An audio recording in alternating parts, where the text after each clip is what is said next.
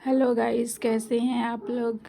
आज हम आदिकाल में प्रमुख रचनाएं अपभ्रंश की रचनाओं को जानने वाले हैं। आज देखते हैं आगे हम इस वीडियो में तो पढ़ते हैं अपभ्रंश की कुछ प्रमुख रचनाएं। जैसा कि हम देख रहे हैं, डॉक्टर हरदेव बाहरी ने 7वीं शताब्दी से 11वीं शताब्दी के अंत को अपभ्रंश का स्वर्णकाल कहा है। किसने कहा है अपभ्रंश का स्वर्णकाल? हरदेव बाहरी ने। अपभ्रंश के प्रमुख 3 बंध मिलते हैं, जिसमें एक दोहा बंध है, पद्दड़िया बंध है और गेय पद बंध है।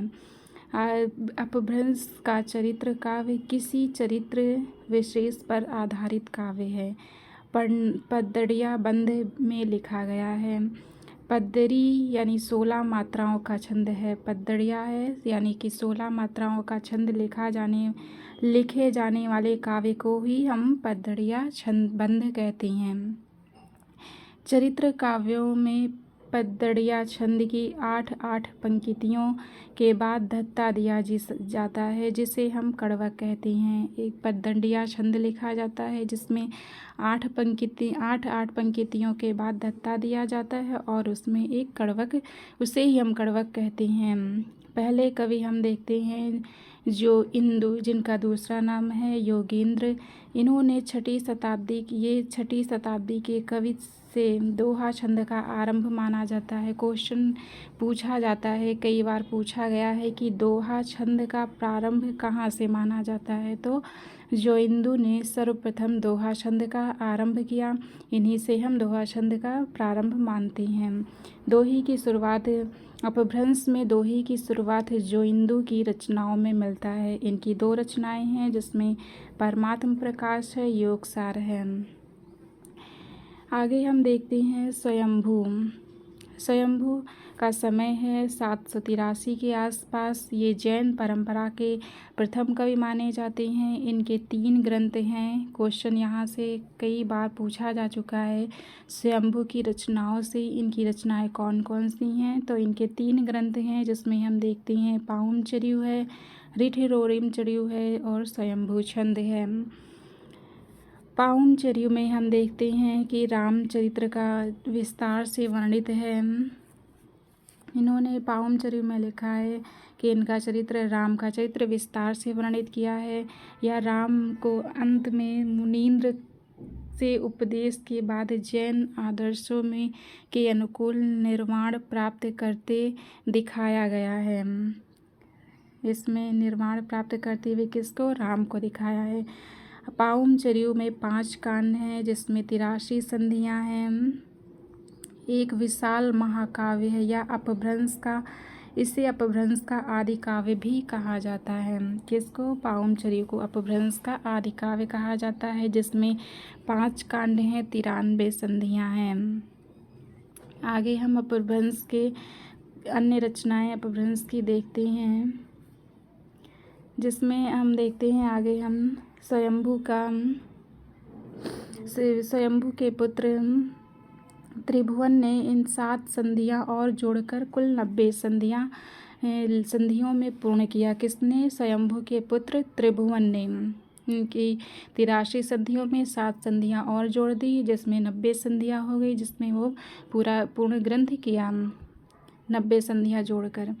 आगे हम देखते हैं कि तुलसीदास कृत रामचरित्र मानस का इसका प्रभाव पड़ा। डॉक्टर भयाड़ी ने इसे अपभ्रंश का कालिदास, किसको कहा है अपभ्रंश का कालिदास? स्वयंभू को। किसने?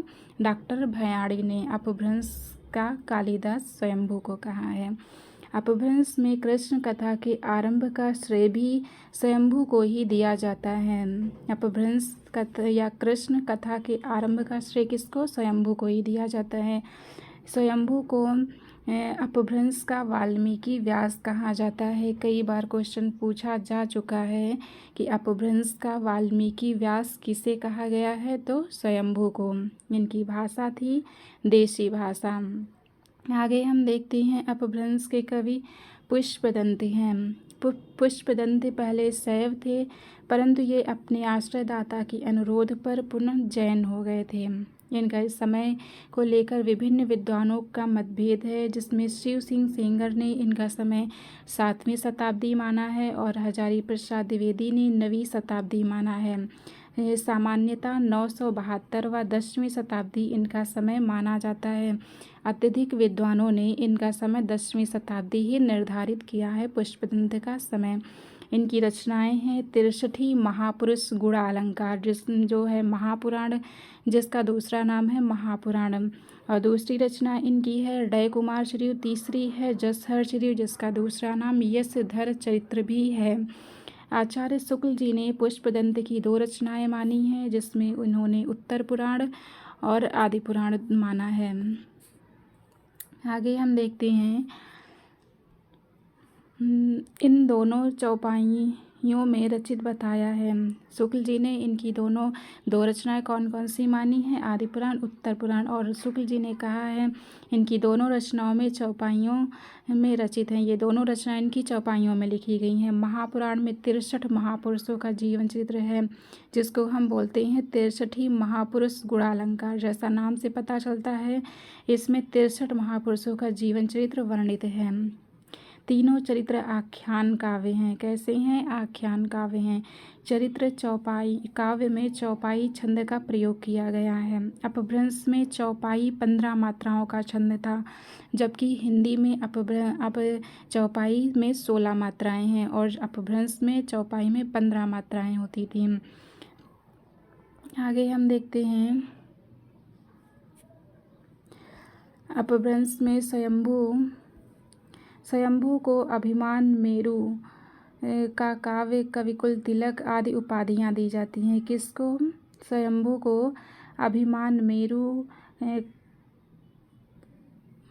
स्वयं को अभिमान मेरु काव्य रत्नाकर कविकुल तिलक आदि उपाधियां दी जाती हैं। किसको? पुष्पदंत को। डॉक्टर भयाड़ी ने इन्हें क्या कहा है?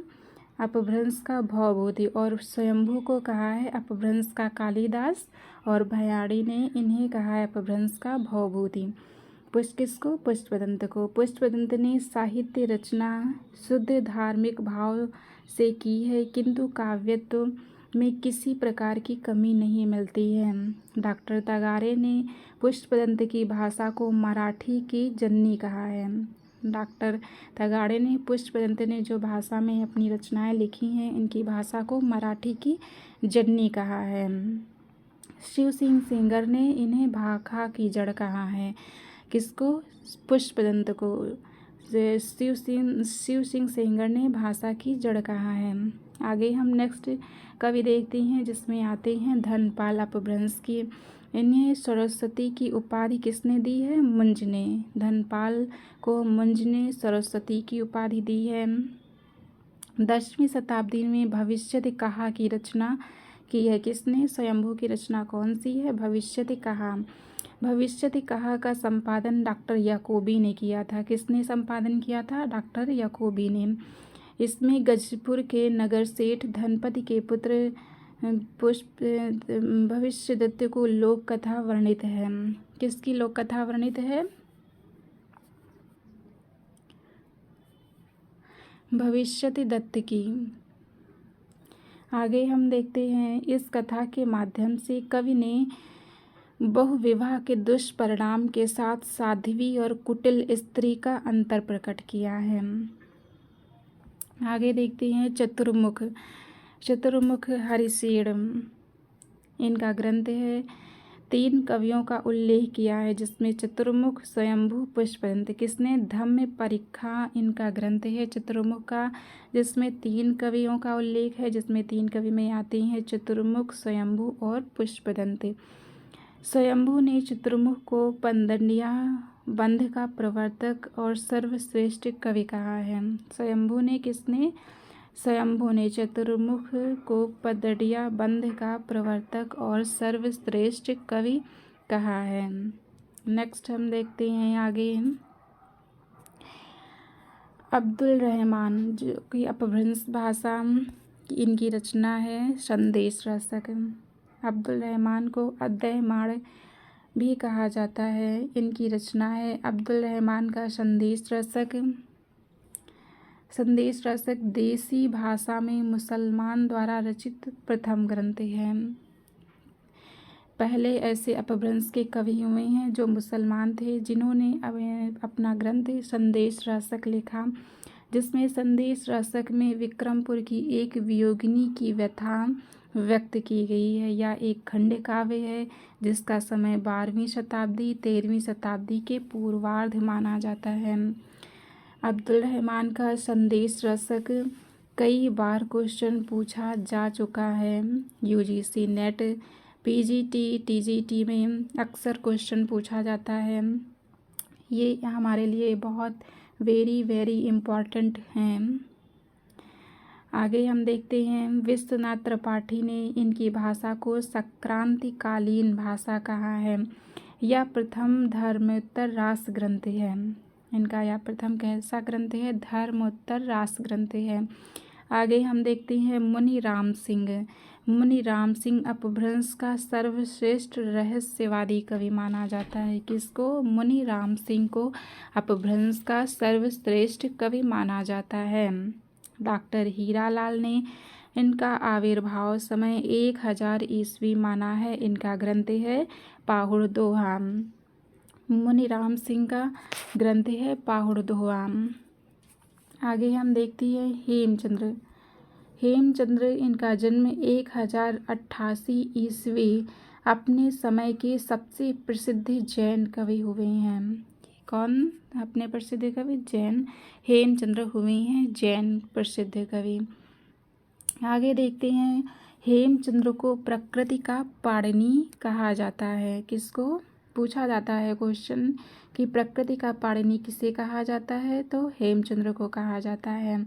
इन्होंने अपभ्रंश के भाषिक और व्याकरणिक रूप का स्पष्ट सुव्यवस्थित मानक विवेचन किया है। हेमचंद्र का ग्रंथ है सिद्ध हेम शब्दानुशासन प्रकृति व्याकरण। इनका प्रसिद्ध व्याकरण ग्रंथ है, या इनका हेमचंद्र शब्दानुशासन इनका ग्रंथ है, या प्रसिद्ध व्याकरण ग्रंथ है, जिसमें संस्कृत प्रकृत अपभ्रंश तीनों के उदाहरणों के रूप में समावेश किया गया है।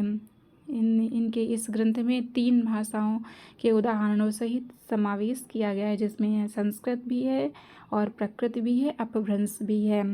इनका कुमार पाल चरित्र एक प्रकृति काव्य है। अपभ्रंश के पद भी रखे गए हैं। अन्य ग्रंथ इनके हैं, जिसमें योग शास्त्र है, छंदानुशासन है, देसी नाम माला कोश है।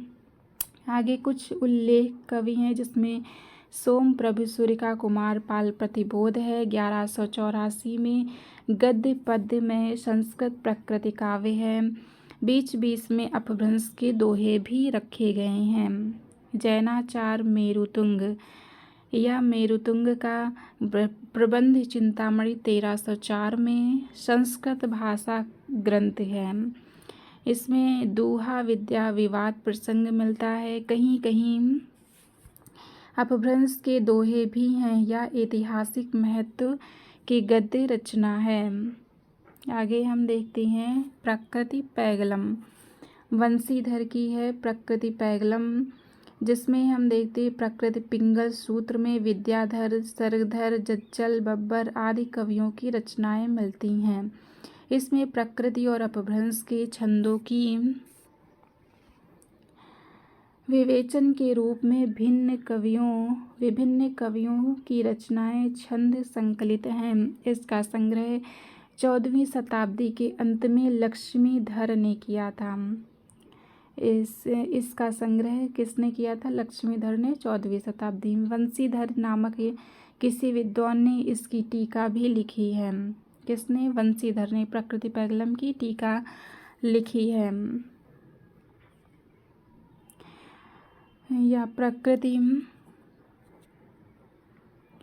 पैगलम में संकलित कवि बब्बर के पद्यों में सुखी और संपन्न जीवन क्या है का चित्रण मिलता है। प्रकृति पैगलम में वर्णित 8 छंदों के आधार पर आचार्य शुक्ल जी ने हमीर रासों की कल्पना की है। ये इसके रचयिता सर्गधर को माना है। शुक्ल जी ने किसने, शुक्ल जी ने किसको माना है? हमीर रासो की कल्पना की है, वे रचयिता सारंगधर को माना है। किसको? प्रकृति पैगलम का सारंगधर को शुक्ल जी ने माना है। सारंगधर शुक्ल जी ने हमीर रासो का रचयिता सारंगधर राहुल संकृत्यायन ने जज्जल को माना है। राहुल संकृत्यायन ने सारंगधर और राहुल संकृत्यायन ने जज्जल को माना। शुक्ल जी ने हमीर रासो का रचयिता हमीर रासो का किसको? सारंगधर को माना है, जबकि राहुल संकृत्यायन ने जज्जल को माना है। हजारी प्रसाद द्विवेदी के अनुसार हमीर शब्द किसी पात्र का नाम ना होकर विशेषण है जो अमीर का विकृत रूप है। ऐसा किसने कहा? हजारी प्रसाद द्विवेदी ने। आगे हम देखते हैं सारंगधर का सारंगधर पद्धति ग्रंथ संस्कृत का पदकोश है, जिसमें बीच बीच में देश भाषा के वाक्य भी रखे गए हैं। किसके? देश भाषा के वाक्य भी रखे गए हैं। सारंगधर पद्धति में बहुत से साबर मंत्र और भाषा चित्र काव्य दिए हैं। सारंगधर का आयुर्वेद का ग्रंथ भी प्रसिद्ध रहा है। आचार्य शुक्ल के अनुसार ये अच्छे कवि और सूत्रकार भी थे। ऐसा किसने कहा है? शुक्ल जी ने कहा है सारंगधर के संबंध में कि ये अच्छे कवि और सूत्रकार भी थे। और बच्चन सिंह ने कहा है कुंडलिया छंद का प्रथम प्रयोक्ता माना जाता है। किसको? सारंगधर को। ऐसा बच्चन सिंह ने माना है। तो ये आज हम इस वीडियो में अपनी प्रमुख रचनाएं अपभ्रंश की देखते हैं। आगे हम इसके आगे नेक्स्ट वीडियो में नाथ संप्रदाय और सिद्ध संप्रदाय देखेंगे। उम्मीद है कि आपको ये रचनाएं ज़रूर इस रचनाओं से ज़रूर नोट्स बनाने चाहिए आपको और इसे अच्छे से पढ़ना चाहिए। यहाँ से क्वेश्चन अक्सर पूछे जाते हैं, यहाँ से हमारा 1-2 क्वेश्चन ज़रूर पूछा जाता है। उम्मीद है आपको मेरा यह वीडियो अच्छा लगेगा। कृपया इसे लाइक करें, सब्सक्राइब करें। धन्यवाद।